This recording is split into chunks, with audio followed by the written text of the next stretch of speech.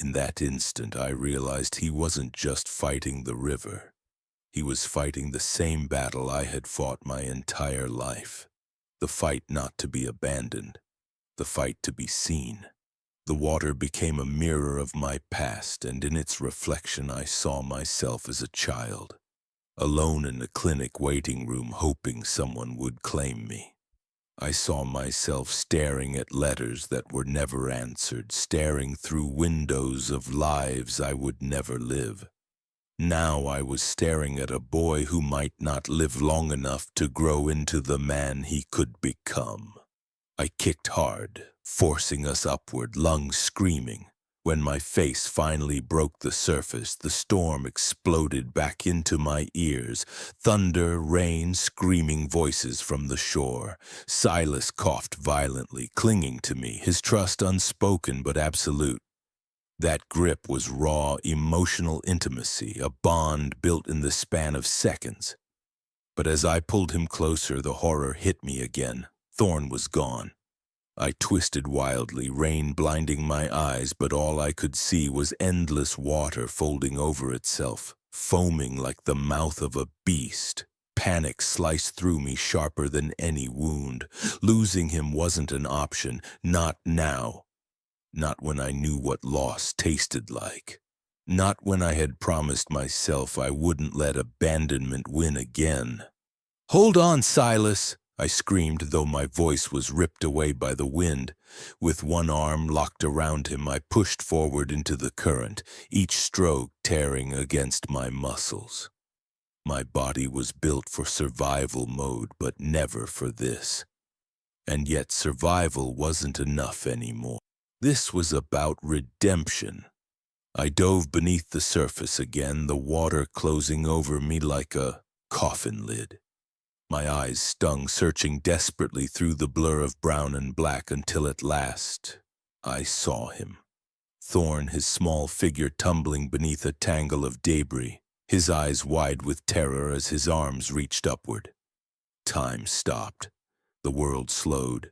And in that stillness, something inside me broke, because I knew that look. The look of a soul screaming for help, wondering if anyone would come. The same look I had carried in silence for years. The same look I had buried under layers of distance and distrust. It was like staring at my own childhood through the water. I pushed harder, fighting the current, each movement a battle between resilience and surrender. My chest felt like fire, my throat seared with salt. My muscles begged me to quit. But I couldn't. I wouldn't. Because this wasn't just about saving a boy, this was about saving the part of myself that still believed trust could exist. That healing was possible. That forgiveness wasn't just a word. I reached out through the darkness, my fingers trembling as they brushed his. For a heartbeat, I thought I had him, but the river pulled again, twisting him out of reach. "No!" The scream ripped from my throat, swallowed instantly by water. I kicked harder, ignoring the bruises slamming into my legs from hidden rocks, ignoring the invisible scars reopening inside me. All that mattered was closing the distance. One more second, one more chance. Finally, with a desperate lunge, I caught his arm. His tiny fingers clawed into mine with the strength of someone who refused to be forgotten. And in that moment, everything inside me shifted. This wasn't just survival, it was recognition. Recognition of pain, of resilience, of unspoken connection. Two broken souls clutching each other in the flood. I pulled with all my strength, dragging him upward. My lungs were ready to explode, my vision fading to black, but I refused to let go. And then, finally, we broke the surface. Both boys gasped violently, coughing water, their cries tearing through the storm. Relief slammed into me so hard I nearly choked on it. I had them, both of them. Against all odds, against the weight of my past, I had them. But the river wasn't finished. Before I could turn toward the shore, the current twisted around us like a living thing, dragging us sideways toward a cluster of broken branches and debris spinning in the torrent. I fought to turn, but Silas's weight and Thorn's panic pulled me off balance. My arms screamed, my legs burned, my chest heaved, but the water only grew stronger, hungrier. We smashed into the tangle, the boys screaming as sharp wood cut against us. Pain shot up my arms, warm blood mixing into the flood, and for the first time I realized I might not make it. I might save them only to drown myself. The storm blurred into silence. For a moment all I could hear was the boys' ragged breathing, their trembling hands gripping me as if I was the last fragile thread tying them to life. And maybe I was. I forced one arm free, shoving the debris aside, inch by inch, praying for strength I didn't have. My body was failing. My past was screaming. My scars were tearing open, but I pushed. Because this wasn't about me anymore. This was about them, about trust, about second chances, about proving to myself that I could be more than the girl who always let go. Through sheer force, I tore us out of the snare and forced our bodies forward, stroke by stroke, toward the faint outline of the shore. Voices roared, hands reached, but the current still dragged like chains around my legs. And just when I thought we were close enough, when hope flickered for the first time, something slammed into my back, a log carried by the current. The impact stole my breath, pain detonating through my spine. My grip faltered, and in that single devastating instant I felt Silas slipping from my arm. Every breath felt like my last. The pain exploded through my back like fire. The log's impact rattled my bones, and before I could even scream, I felt Silas slipping from my arm. My heart lurched as if the river had reached into my chest and tried to rip it out. "No, hold on." My voice was raw, torn by the storm, swallowed by the current. I thrashed violently, trying to reach for him again. My other arm was locked around Thorn, whose sobs cut deeper than the wounds bleeding down my skin. My chest heaved, lungs on the edge of collapse. Every breath was agony, every second an eternity. And in those moments I understood how fragile life truly was. How one heartbeat could be the difference between redemption and regret, between second chances and permanent silence. Silas's small face vanished beneath the water, bubbles rising like ghosts. My body reacted before my mind could, plunging me under again. The cold closed over me, pressing into my skull like stone. The world shrank to darkness and silence, broken only by the pounding of my heart. And in that silence, I saw myself. I saw the girl I used to be, pressed against a window in foster care, watching the other kids get picked up by families while I waited alone. I saw the mirror reflections of my teenage years, lip trembling, writing letters I would never send, staring at a cracked sidewalk under streetlights that flickered like dying promises. I saw every moment of abandonment, every scar I had hidden under luxury cars and expensive disguises, and for one horrifying instant I felt myself giving in. I felt the temptation to let the water keep me, to surrender to the same emptiness I had lived in for years. What was the point of fighting if the world had already abandoned me long ago? But then I saw his hand. Silas, his tiny hand reaching up through the blur. His eyes wide, desperate, filled with the same unspoken question I had carried my entire life. Will someone fight for me, or will they leave me too?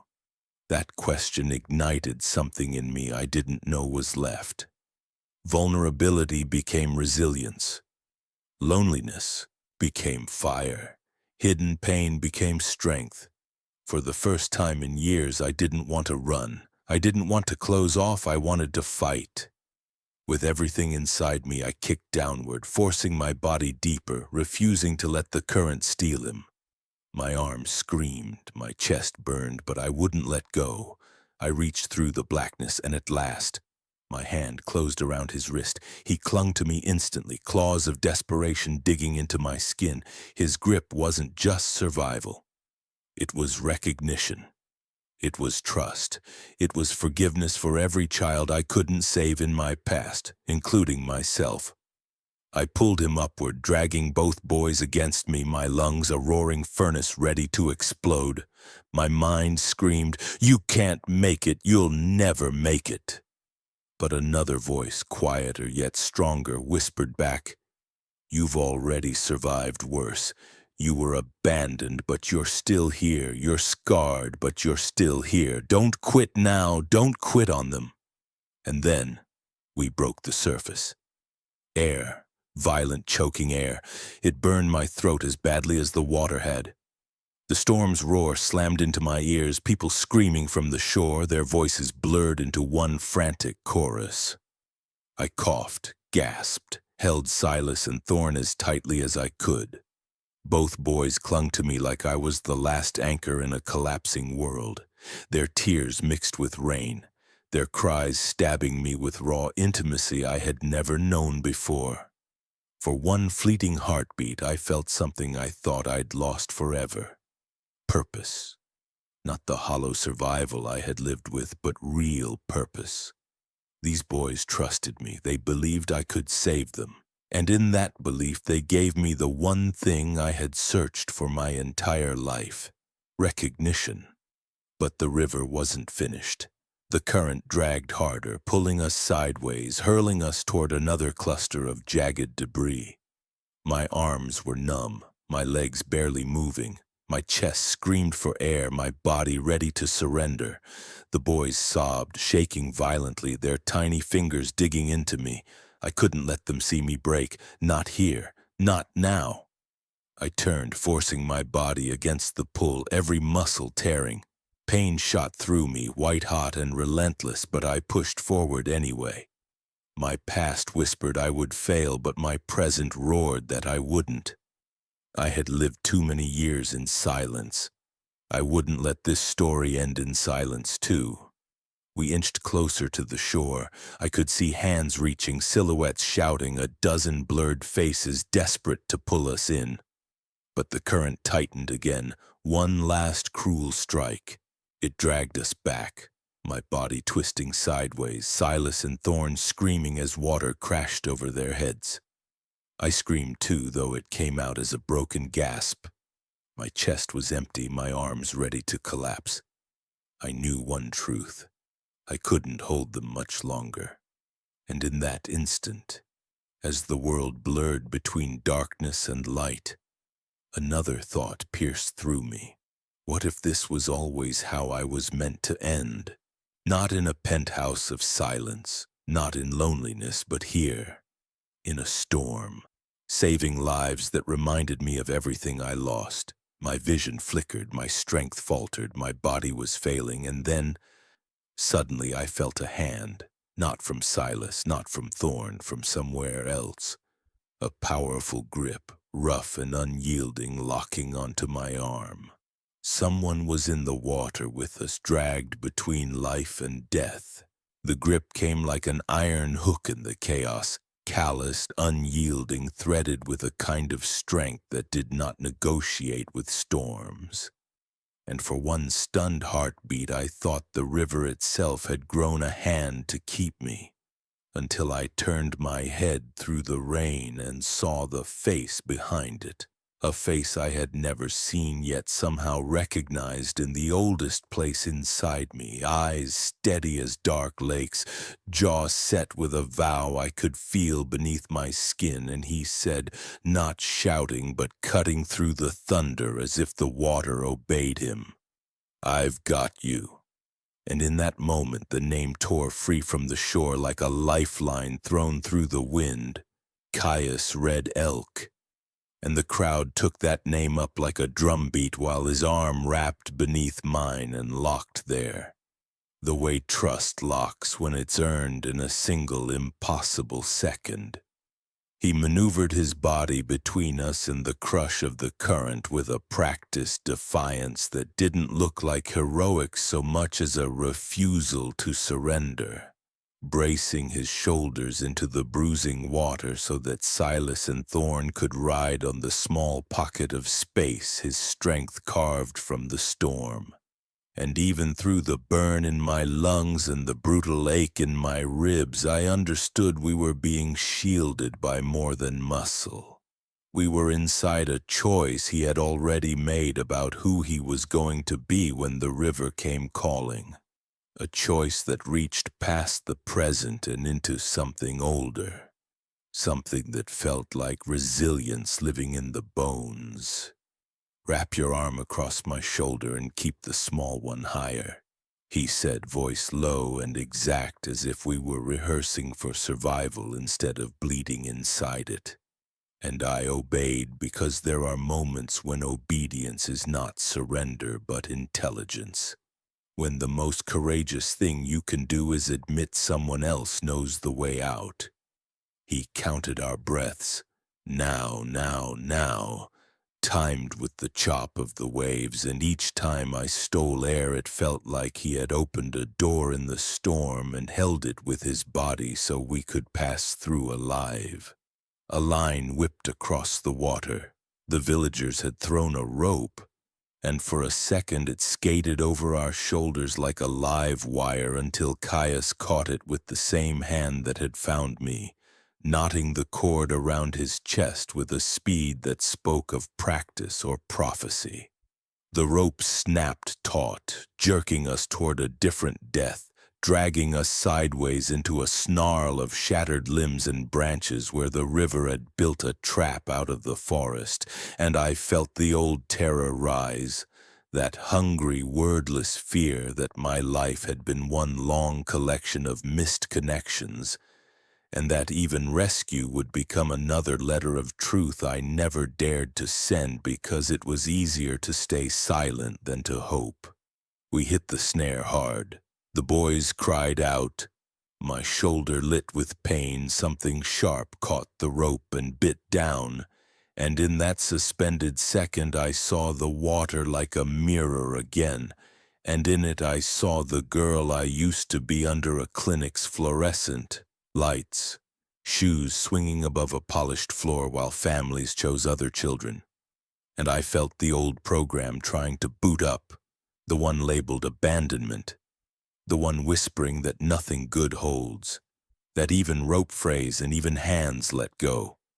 But Caius was moving already, knife out, blade swift and bright as if the storm had forged it, cutting away the branches one by one while his body took the blows meant for us, blood blurring into flood. And when the cord bound us to a submerged limb, he leaned in so close I could feel the heat of his breath in the cold and said, "Trust me." Not an order, not a plea, just a quiet bridge to cross or not, and I crossed it. We slid free, the rope zipped and burned, and then found clean water. And for the first time I believed we might live to tell this story in a voice that didn't shake. Silas's fingers were welded to my collar, thorns sobbing into the hollow of my neck, their small hearts pounding against my skin in a staccato that felt like recognition as much as panic. A rhythm that said we were no longer strangers because suffering had introduced us without ceremony and asked us to remember one another by touch. The shore lifted out of the rain like a rumor turning true. Figures braced in the mud, a woman in a yellow raincoat waving her arms, a man with a blanket slung across his shoulders, the outline of an ambulance ghosting behind them. And for 3 strokes I thought we were saved. Then the river changed its mind. The current seized us again with a sideways rip. The rope yanked hard enough to tear sound from my throat, and the water spun us toward a stretch of piled timber as if we were nothing but offerings dropped at its feet. Caius turned with the violence of a decision, taking the impact across his back so that it wouldn't crush the boys.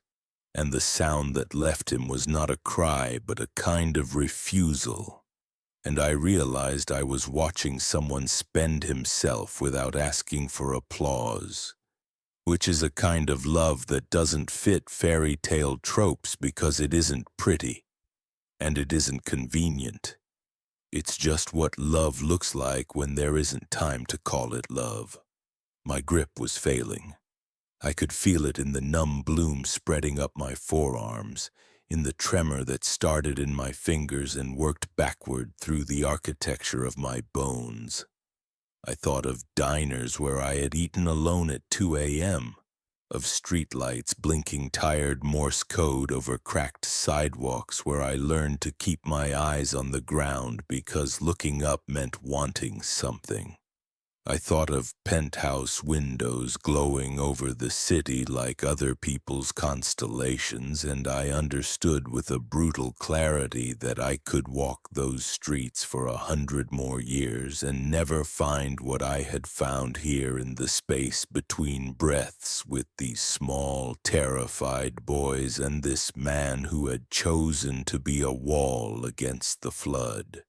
"On my count," Caius said, calm as a surgeon, and I realized his calm was not the absence of fear, but mastery over it, the kind of discipline you get when you practice keeping promises even when no one is watching. He tightened the rope once, checked my hold on Silas, checked the lock of Thorn's arm around my neck, and then he drove us forward in a burst that shredded what was left of my strength. Every kick a small war, every stroke a refusal to surrender the story to the ending the river wanted to write. Hands reached from the shallows, 3, 4, then a lattice of them. Fingers like hooks, elbows braced, faces blurred by rain and distance. The shoreline screamed instructions that collapsed in the wind while the rope crews leaned back as one organism. Boots digging trenches in the slick earth, and in that choreography I felt something break open inside me. Not a bone, not a breath, something softer and more dangerous, the belief that maybe healing is not a clinic you visit only when you are sick, but a second chance place people build around you when you decide to let them. A place made out of presence and silence and the kind of intimacy that needs no vocabulary. We were 10 yards out when the river, petty as a god with a grudge, flicked its wrist and stacked a wave against our chests. We went under together, and in the green-black I lost the rope and then the shore and then even the outline of Caius's body. And it should have been terror, but it wasn't. Because in the dark I felt his hand find mine again and squeeze once. A message sent through water, and I squeezed back. An answer, and nobody spoke, but a promise passed between us anyway. We will not abandon each other, not here, not now, not in this life. We surfaced into a tunnel of noise, sirens in the distance, a voice shouting that a stretcher was ready, the storm turning every sound into a blade, and Caius shifted, lifting Silas onto his shoulder as if the boy weighed nothing, thrusting Thorn toward the nearest outstretched hands with a precision that told me he had learned to be useful first and human second. And when the first pair of arms closed over Thorn, I felt a wash of relief so savage it made me dizzy. The second pair caught Silas by the waist and pulled, and I heard him choke out my name as if the name itself were an anchor he wasn't ready to surrender. For a heartbeat, I let myself believe the worst had been burned out of the day. Then the rope snapped. It wasn't a dramatic crack so much as a wet sigh, a sound of fibers giving up after too much hope, and suddenly the geometry of the rescue reorganized itself around failure. The line went slack, the pull vanished, and the current, greedy for what it had been denied, seized the opportunity and dragged at me with both hands. I saw the distance appear between Caius and me in a single breath. The boys safe inside a churn of legs and blankets and shouting, him turning toward me with that look people get when the calculus changes and they decide to spend the rest of their strength on one last impossible thing. Drifted backward. Mud rose beneath my heels and then vanished. The water climbed my throat.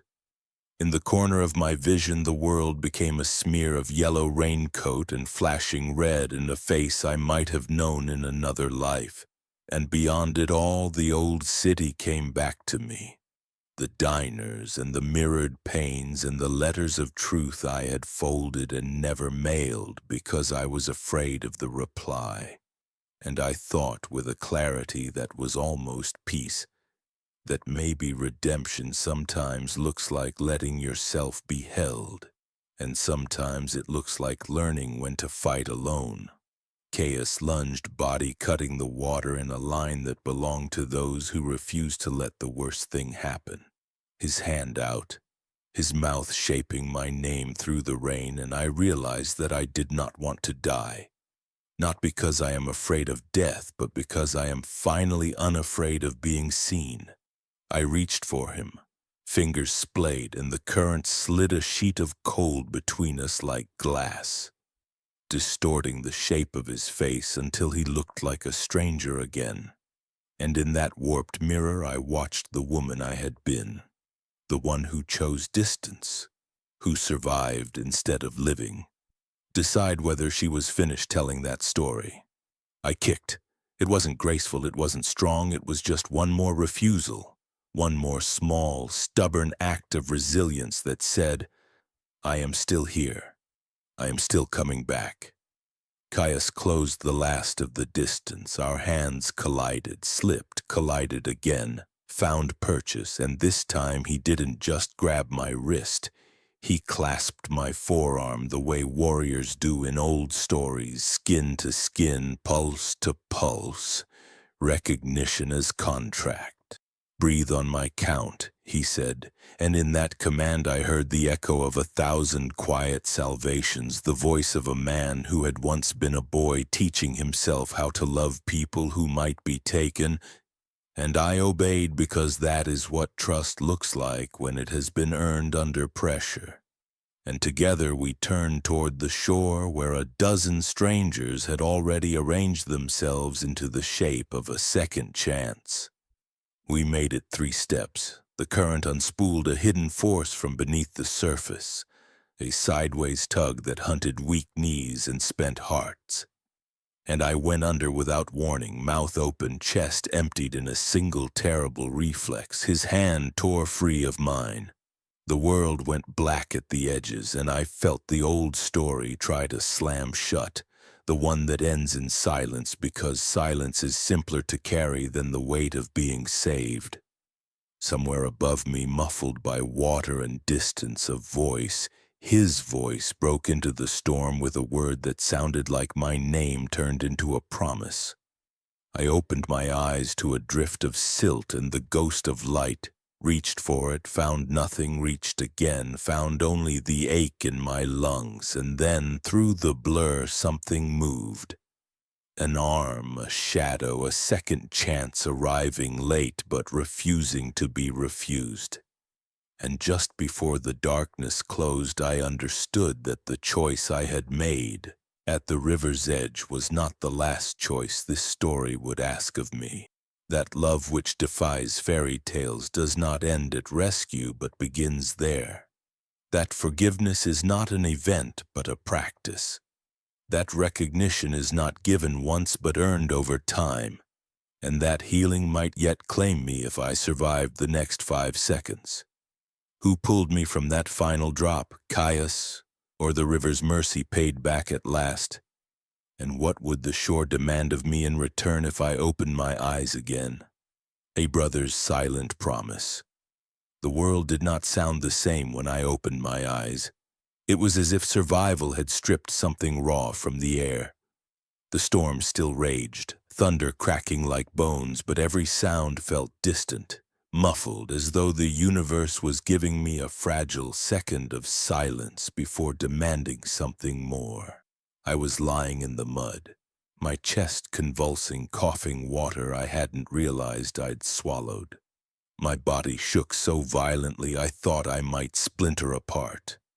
My lungs were flames and ice at once. I was alive, yes, but it didn't feel like victory. It felt like collapse. Silas and Thorn were there, drenched, shivering, pressed into blankets by villagers who knelt around them. Their small faces were pale, their lips trembling. And yet even through their terror, their eyes kept searching for me, locking onto mine with something I didn't deserve. Trust. That gaze hit me harder than the river had. I wanted to tell them I wasn't who they thought I was, that I was just a woman who had spent years running from herself. That survival mode was the only language I knew. That loneliness was my oldest companion. But none of that mattered. Because to them I wasn't abandonment. I wasn't silence. To them I was the reason they were still breathing. And then I saw him. Caius Red Elk. He stood just beyond the circle, rain sliding down his jaw, his chest heaving from the fight we had just endured. His dark hair clung to his skin, his eyes burned with a fire that wasn't from exhaustion. He wasn't looking at the villagers, not even at his brothers. He was looking at me, and in that stare I felt something unspoken slam into me. Recognition. Not gratitude, not relief. Recognition.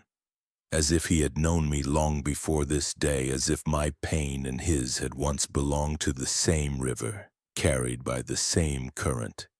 I tried to sit up, but my body betrayed me, my arms buckling. Before I fell, he was already there, his hand steadying my shoulder, grounding me. His touch wasn't gentle, it was deliberate, solid, unflinching. It felt less like comfort and more like a vow. "You shouldn't have survived that," he said quietly. His voice wasn't accusation, wasn't disbelief. It was awe wrapped in restraint. "I almost didn't," I whispered, my throat raw. "But they needed me." For the first time his eyes softened, though his jaw remained tight. He looked at his brothers huddled and sobbing into their blankets and then back at me. And when he spoke again, his voice cracked, not from weakness, but from something older. "You didn't just save them. You saved me." I froze, unable to breathe, because I understood. He wasn't speaking of the river anymore.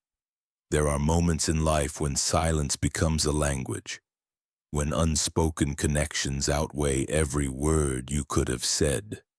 His silence was one of them. The way he held my gaze, the way his hand lingered just long enough for me to feel the tremor he was hiding. It was emotional intimacy born not of romance, not of desire, but of survival. Two broken people who had recognized each other without introduction. I thought of all the times I had been invisible, in crowded streets, in fluorescent clinics, in polished apartments where glass reflected everything but warmth. My entire life I had ached for someone to look at me and see me. Not the mask, not the distance, but the bruised past beneath.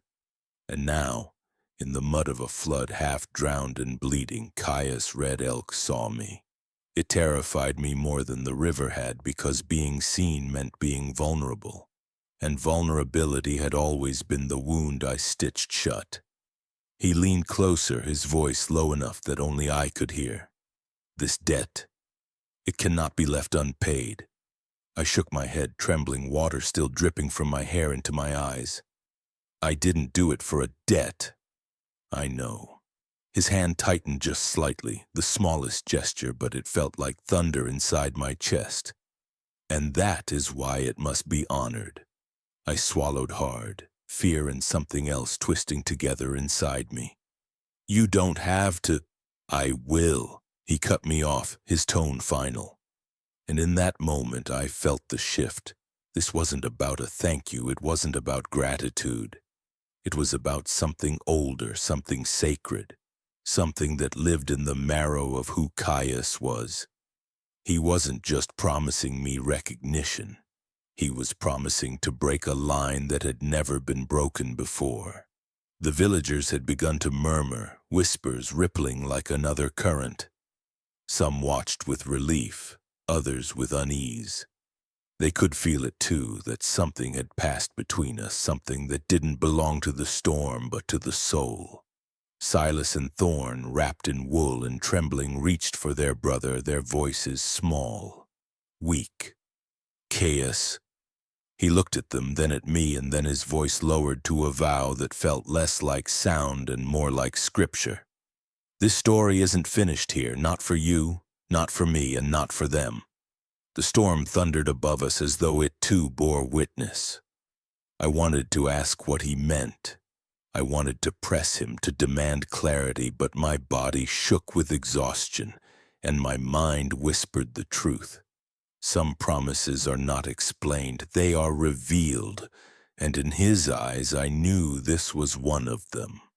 As the villagers lifted the boys to carry them towards safety, I remained rooted in the mud, his hand still on my shoulder, his gaze still locked to mine.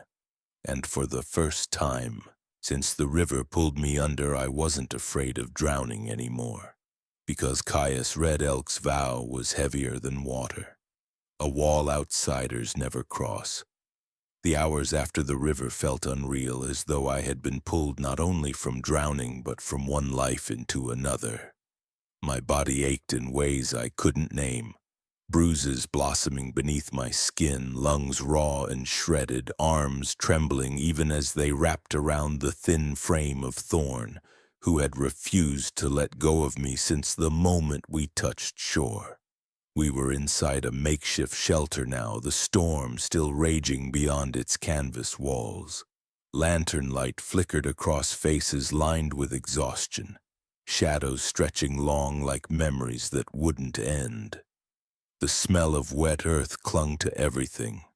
Silas sat wrapped in a wool blanket, his small fingers picking nervously at the fringe, his eyes refusing to leave me for more than a breath.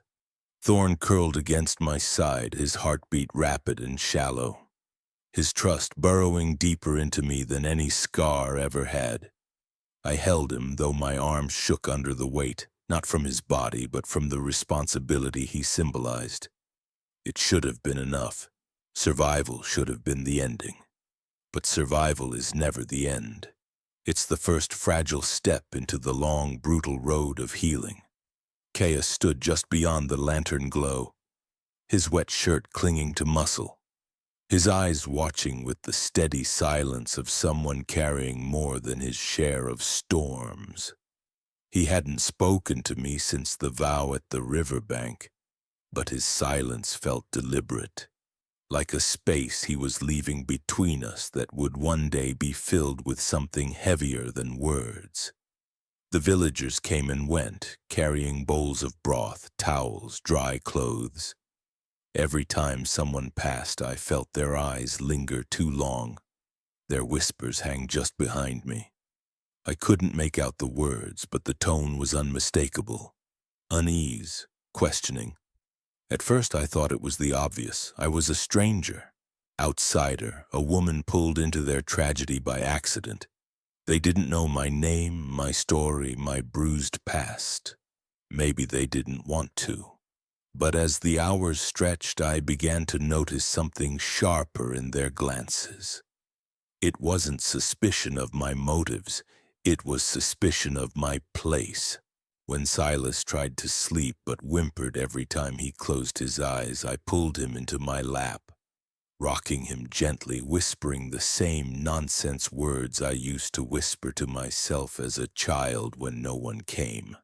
The murmurs in the room quieted for a moment, then grew louder again. An undercurrent I wasn't meant to understand but could feel cutting through me. It was Caius who finally gave those whispers a voice. When most of the villagers had drifted into silence, he stepped closer, crouched beside me, his gaze steady and unblinking. "They're alive because of you," he said. I shook my head. "They're alive because we fought together." His lips pressed into a line. "You don't understand yet." He looked toward the corner of the shelter where two elders sat apart, their faces carved with lines older than the storm. Their eyes never once softened when they looked at me. "Understand what?" I asked, my throat tightening. Caius's jaw flexed. "There are walls here. Walls outsiders do not cross." The words settled heavy, though I didn't yet grasp their full weight. "And what does that mean for me?" His silence was sharper than any answer. The lantern between us flickered, light cutting across his features. He was a man who carried storms in his body the way I carried scars in mine. And in that silence I knew he was holding back something. Something that had nothing to do with me personally and everything to do with where I stood. For the first time since the river, fear returned. Not fear of drowning, but fear of rejection.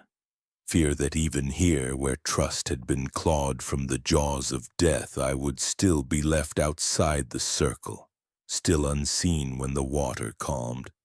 Thorn stirred against me, murmuring my name in a dream, and I bent down to press my forehead against his damp hair. I wanted to believe survival was enough, that saving them had earned me a place. But Caius's silence told me otherwise. Later, when I rose to wash the mud from my arms in a basin, I caught sight of my reflection in the rippling water. My face looked like a stranger's, bruised, battered, eyes hollowed by exhaustion but burning with something raw. And in that distorted reflection I saw the question I had spent my whole life asking: where do I belong? The storm raged on, pounding the shelter walls, but the real storm was the one I carried inside. Because I could feel it. Something was coming. A line was about to be drawn, and I didn't know on which side of it I would stand. When I turned back, Caius was watching me again. His eyes weren't cold, but they weren't gentle either. They carried weight, like a man standing at the edge of a decision that could fracture everything he had ever known. "Rest," he said finally, his voice low. "You'll need your strength." "For what?" I asked. His gaze lingered a moment longer before he turned away. "You'll understand soon." And with those words he walked back into the shadows, leaving me, with the boys clinging to me, the elders' eyes burning holes through my skin, and the knowledge that survival had only been the beginning. The forbidden question. The storm had finally begun to die, but inside the village a different storm was gathering, one with sharper teeth, one I couldn't escape by swimming.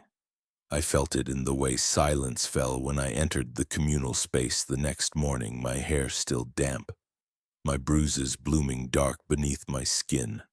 I felt it in the eyes that lingered on me too long, not with gratitude, but with suspicion, with calculation. Silas clung to my hand as though letting go would send him back into the river. Thorn followed close, his eyes shadowed by the kind of fear that doesn't leave a child quickly. Their presence should have been enough to shield me, but it wasn't. If anything, their closeness made the whispers sharper. "She's not one of us. She saved them, yes, but at what cost? If he does this, we all pay." The words drifted like smoke I wasn't supposed to breathe but couldn't ignore.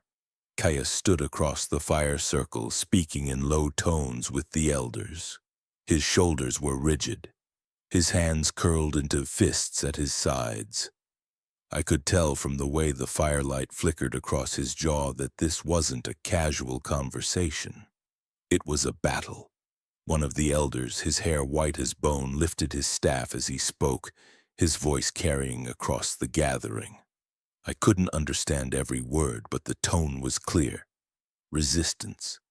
The others nodded, some muttering their agreement. Their eyes slid to me, hard and unyielding, as if I had crossed a line I didn't know existed. I leaned down to Silas. "What are they saying?" He shook his head, his lips trembling. He wouldn't speak. Or maybe he didn't dare. I didn't need the translation. I already knew. This was about the vow Caius had made. He wasn't thanking me. He wasn't just acknowledging what I had done. He was promising something more, something that belonged only to those born inside the circle, something never given to an outsider. And now the village was divided. I wrapped my arms tighter around Thorn, whose small body shivered against me even though the fire was hot. My own body shook too, but not from cold, from the recognition that what I had thought was an ending, saving them from the river, was only the beginning of another trial. The storm outside had threatened to drown me. The storm inside this circle threatened to erase me. Caius's voice cut through the murmurs, calm but unrelenting. "You call it a law," he said, his words low but steady. "I call it a chain. She broke no law when she jumped into the water. She did what none of you did. She saved my brothers. She saved me." The elder struck his staff against the ground. "She is not of us. Our laws are not hers to touch. Our honors are not hers to carry." The words fell heavy, final, and yet I saw something flicker in the crowd. Not everyone agreed. Younger voices whispered, not with fear, but with something like defiance. They had seen the river too. They had seen me hold Silas and Thorn against the storm, and for them the truth was harder to ignore. "She saved them," someone said softly. "She went into the water when none of us moved. Wouldn't we honor our own for less?" The words rippled like stones thrown into a pond, spreading, colliding. The elders bristled, voices rising, but Caius didn't flinch. He turned to me instead, and when his eyes found mine across the firelight, I felt the ground shift beneath me. He wasn't asking permission. He wasn't asking forgiveness. He was asking me to trust him in a battle I didn't understand. I wanted to tell him to stop, to let it go, to not risk everything for me, because I wasn't worth this war. But then Silas's small hand tightened around mine. Thorn buried his face deeper into my chest, and I realized I wasn't the only one this decision would affect. If they erased me now, they erased what these boys had survived with me. They erased the bond we had built in the flood, and maybe they erased a part of themselves too. The fire popped loudly, sending sparks into the night, and the elder's voice rose above it all, fierce and cutting. "If we honor her, we tear the fabric of who we are. Are you ready to carry that weight, Caius Red Elk?" The circle fell into silence. Every face turned toward him, every breath waited on his answer. Caius's jaw tightened, his eyes burning not with defiance but with something deeper, something that looked like grief and faith tangled into one. "I already carry it," he said simply.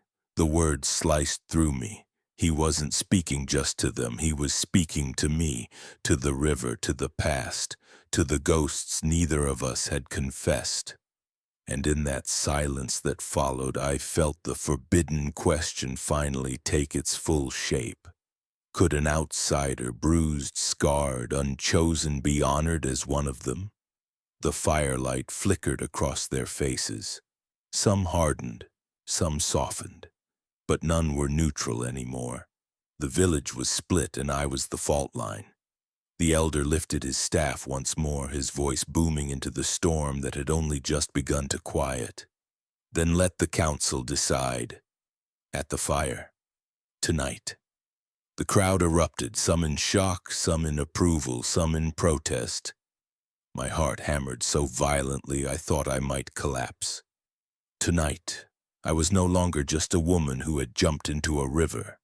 I was a question that could break a tradition older than I could comprehend. And as the whispers rose into shouts, as Caius's gaze found mine again across the fire, I knew one truth as certain as the flood itself. This was never just about survival. This was about belonging, the fire of judgment. By nightfall, the storm outside had passed, but the storm inside the village had only just begun. They gathered us at the great fire, its flames clawing upward into the night, sparks flying. like stars torn from the sky. Every villager was there, every elder seated in a half-circle carved by generations of authority. The fire wasn't just warmth, it was judgment. And tonight judgment had a face. Mine.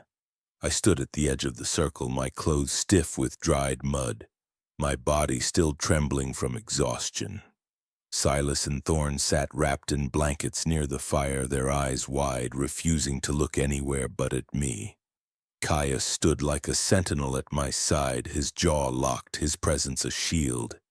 And yet no shield could soften the weight of what was about to happen. I had faced death in the river.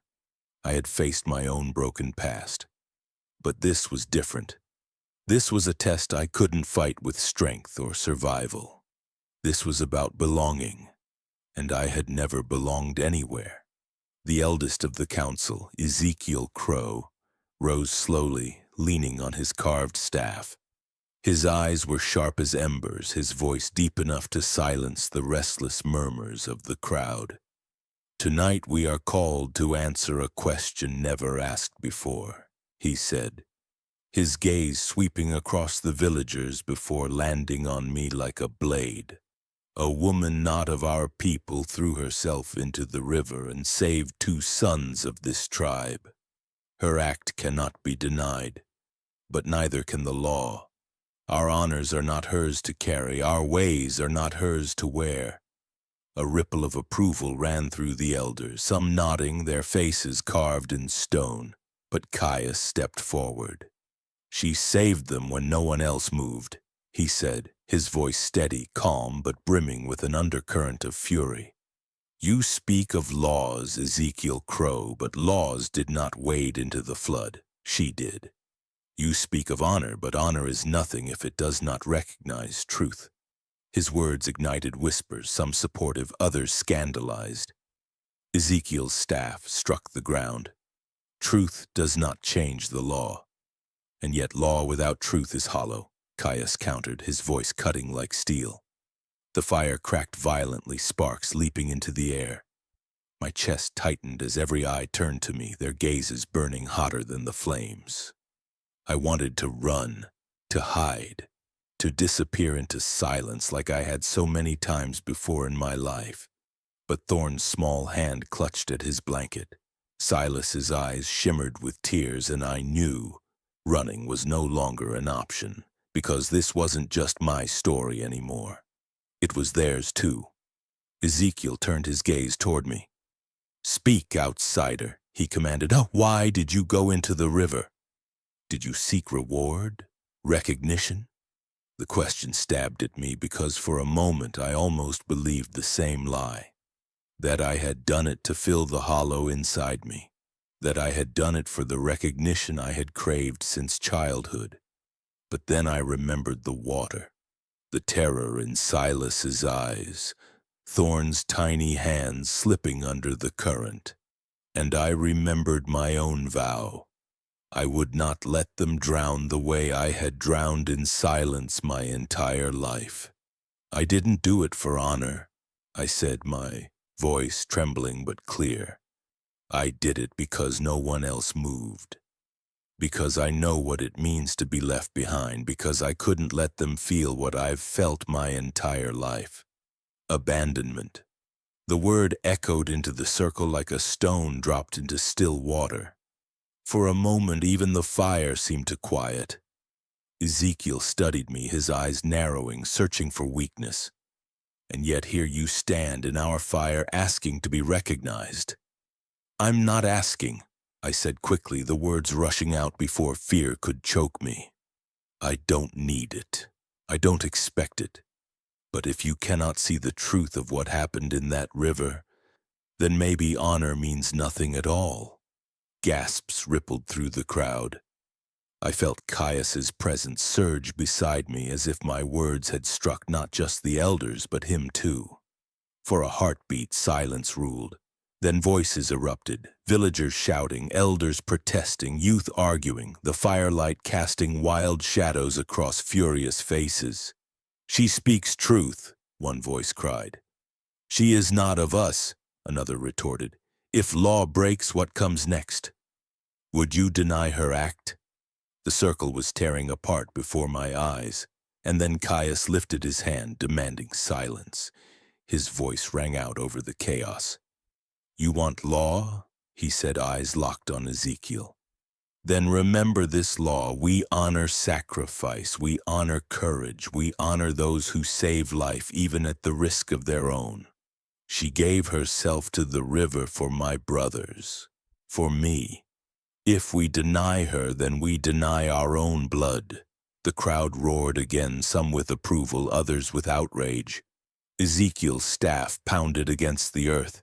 This is blasphemy. If we grant her this, then no boundary remains. She is not of us. Caius's jaw tightened, his voice dropping low, dangerous. Then perhaps it is time to ask why our laws fear truth. The fire surged, as if the storm itself had been pulled into its heart. And in that moment I realized the question was no longer mine alone. It belonged to everyone gathered here, a forbidden question echoing louder than the storm that had tried to drown us. Can an outsider ever truly belong? The fire popped, sparks flying upward like pieces of the question breaking loose into the night. The council rose, the villagers pressed forward, voices colliding in anger and awe. Ezekiel raised his staff once more, his voice a thunderclap. The council will decide. Tomorrow, beneath the fire, the answer will be given. Tonight the question burns. The flames surged higher, their light reflecting in every eye, fear, hope, defiance, longing. And as I stood in the center of that circle, Silas and Thorn clutching each other, Caius's vow still echoing in the marrow of my bones, I knew the night would not bring rest.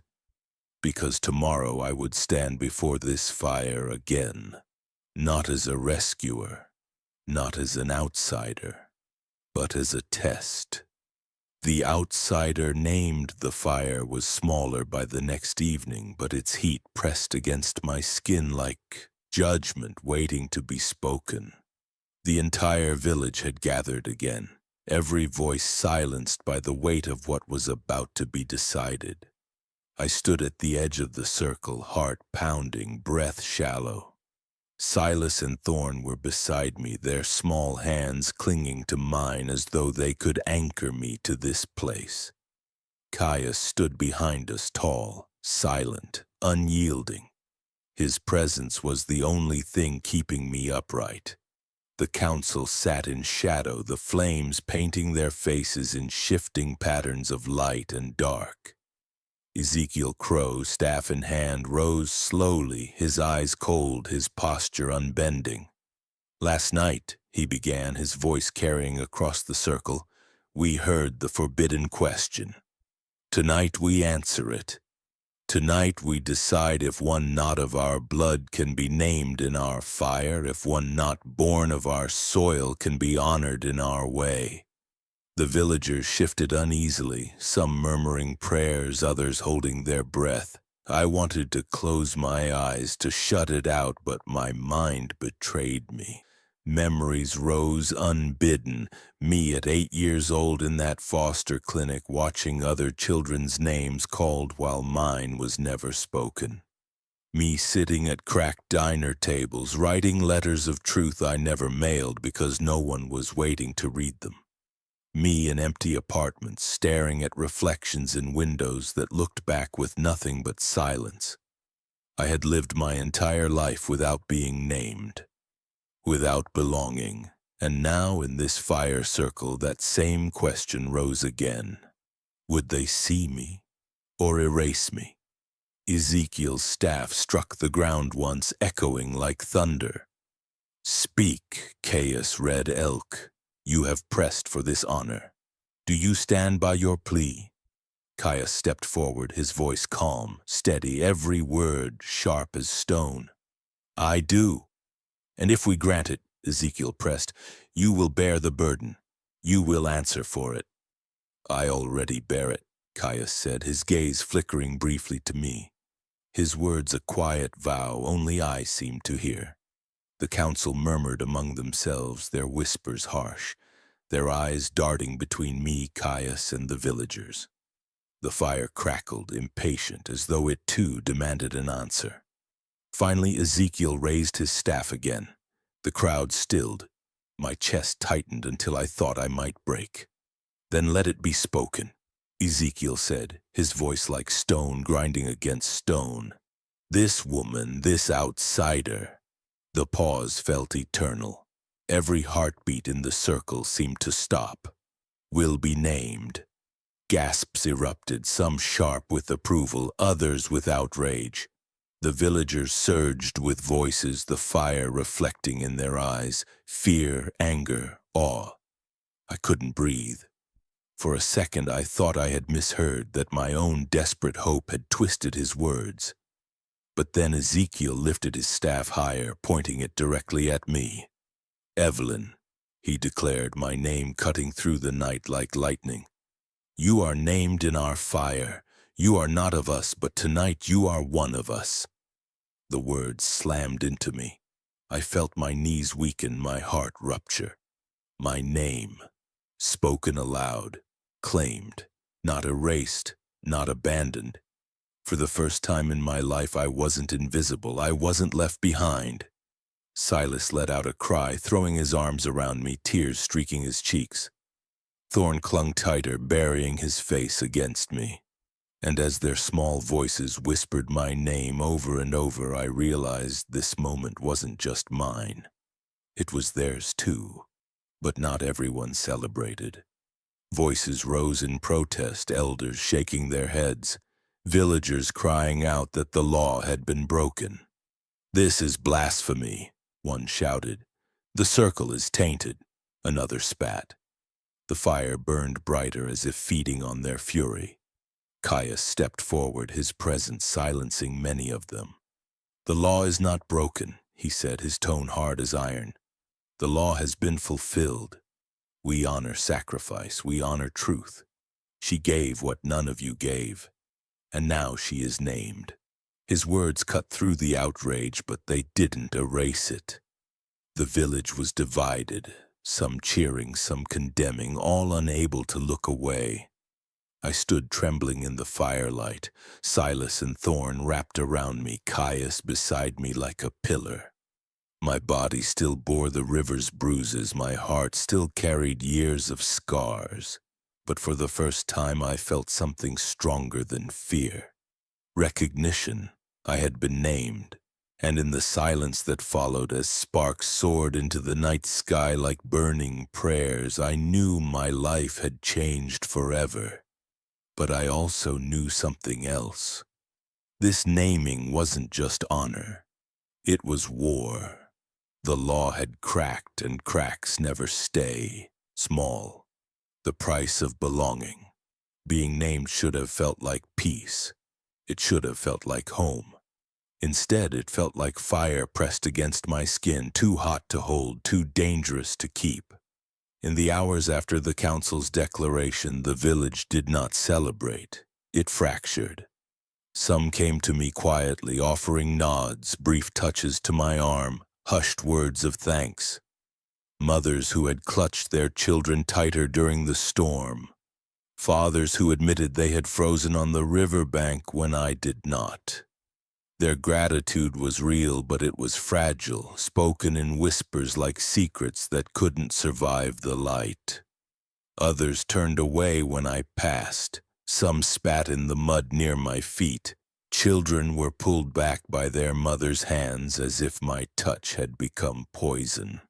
I heard the word outsider hissed in corners, carried like smoke, and the worst, the elders' voices carried through the village long after the fire had burned low. They called it betrayal. They said Caius had broken faith with his ancestors. They said my naming was a wound the circle might never heal. I felt it all pressing against me, heavier than the river had ever been. Inside myself, the same war raged. My entire life I had wanted to be seen, to be chosen, to belong. And now I had been named before the fire, something no outsider had ever earned. But instead of peace, I felt guilt, doubt. Did I deserve this? or had my desperation for belonging twisted into something I had stolen. Silas and Thorn were my only certainty. They clung to me as though my presence alone kept them safe. When whispers grew harsh, they pressed closer. When villagers turned away, their hands held tighter. And I realized, whatever the circle thought, I belonged to these boys now. Their trust had named me long before the fire did. But belonging always has a price. It was Caius who bore it most. Whispers followed him everywhere. Some said he had dishonored his people, others that he had betrayed his own blood by naming me. His shoulders carried it in silence, but I saw it in the way his jaw clenched, in the way his fists curled when no one was watching. One night, as the village slept uneasily, I found him alone, standing at the river's edge, the same river that had tried to kill us both. "You shouldn't have done it," I whispered, the words breaking from me like confession. He didn't look at me. His eyes stayed fixed on the water. "I told you." It wasn't a choice. It was truth. But they hate me for it. They hate you for it. Maybe I don't deserve it. He turned then, his eyes burning, his voice sharp. "Don't you dare say that. You earned it when you stepped into the water. You earned it when you refused to let go. You earned it when you carried my brothers out of the river with your body broken. That is what belonging costs. You paid it, and if they can't see it, that's their blindness, not your debt." His words tore through me, shaking something loose I had held too tightly for too long. The fear that I was unworthy. The belief that I was always destined to be left behind. But even as his voice echoed inside me, I knew the price wasn't fully paid. Not yet, because the village had accepted me in word. But in their hearts, I was still the outsider who had cracked their law. And laws never break quietly. Blood and honor. It happened 2 nights later. The fire circle was quiet, most of the village asleep, when a cry split the air. A warning. A threat. I ran to the source and found 3 men standing before Caius, their faces carved with fury, their eyes wild with betrayal. "You tainted the circle," one spat. "You brought shame to our fire. You let an outsider take what belongs only to us." Caius stood tall, silent, unyielding, but I saw the tension in his body, the storm coiled tight in his chest. I stepped forward before I could think, my voice trembling but loud. "If you want to blame someone, blame me. I never asked for this. I never wanted your law. I only wanted to save them." The men's eyes turned to me, sharp as knives. One stepped closer, his words venom. "Then give it back. Take your name and burn it." The demand struck me like a physical blow. Give it back. Return to silence. Erase myself again. For a moment, every wound from my past opened inside me. Every time I had been invisible. Every time I had swallowed my truth to keep peace. Every time I had let myself drown in silence. The temptation to surrender clawed at me. But then I felt Silas's hand clutch mine, small and desperate. I saw Thorn's wide eyes filled with fear that I would vanish. And I heard Caius's voice, steady and sure, echoing inside me. "You earned it when you stepped into the water." I lifted my chin, my voice breaking but unshaken. "I can't give it back, because it was never mine to steal. It was given. It was earned. And whether you hate me or not, I won't erase it." The men surged forward, fury twisting their faces. But Caius stepped between us, his voice booming like thunder. "Then you will face me." The circle erupted with shouts as villagers rushed from their homes, awakened by the clash. The elders emerged, their staffs striking the earth in protest. It felt like the storm again. Chaos, fury, fear. Only this time, there was no river. There was only fire and blood. Caius's fists clenched, his body ready to bear the weight of their wrath. But before the fight could begin, Ezekiel Crow's voice cut through the night, sharp and unyielding. Enough! The crowd stilled. The fire snapped violently, sparks spiraling into the dark. Ezekiel's gaze swept across us, Caius, the men, me, trembling but unbroken. His voice carried into the silence. She has been named. It is done. And if you spill blood over this, then it is not her honor that is broken, it is ours. The words fell heavy, final. The men seethed, but they stepped back, their fury caged by the council's authority.